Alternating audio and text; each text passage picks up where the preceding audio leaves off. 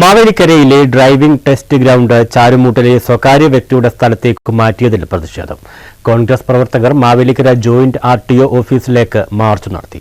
Civil സ്റ്റേഷന് മുമ്പിൽ police March തടഞ്ഞു.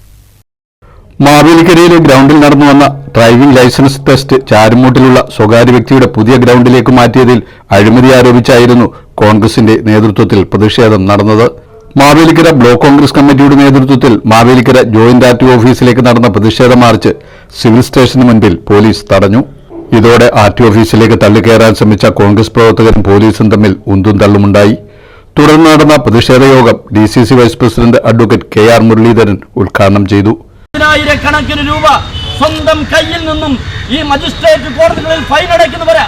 ഞങ്ങൾ കോവിഡ് വന്നപ്പോ പ്രതിഷേധമായി ഇറങ്ങിയ ഏതു സമരത്തിനും 5 പേരുണ്ടെങ്കിൽ ഞങ്ങളുടെ പേരറിയാവുന്നവരുടെയും അറിയാത്തവരുടെയും ചോദിച്ചറിഞ്ഞും എടുത്ത കേസുകളുടെ ആനുകൂല്യം പറ്റി കോടാനുകോടി രൂപ കേരളത്തിലെ കോൺഗ്രസിന്റെ പ്രവർത്തകന്മാർ അവന്റെ രക്തം വിയർപ്പാക്കി മാറ്റി കിട്ടുന്ന പൈസ കൊണ്ട് അടയ്ക്കുന്ന തുക കൊണ്ടാണ് പ്രിയങ്കരായ സഹോദരന്മാരായ പോലീസ് ഉദ്യോഗസ്ഥർ ഉൾപ്പെടെയുള്ളവർ ഇന്ന് കേരളത്തിൽ ശമ്പളം പറ്റുന്നത് എന്നുള്ള യാഥാർത്ഥ്യം നമ്മുടെ മുന്നിലുണ്ട്.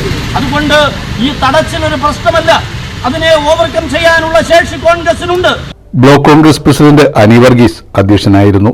നേതാക്കളായ K. Gopan, advocate Kunjumol Raju, MK Sudheer, Nainan C Kuttisseril, Lalitha Ravindranath, Panchavadi Venu, SY Shajahan, KC Philip, Kurathikad Rajan, Ajith Kandiyoor, doctor Varghese Pothan, Raju Pulinthara, KV Sreekumar തുടങ്ങിയവർ നേതൃത്വം നൽകി. News bureau, Mavelikkara.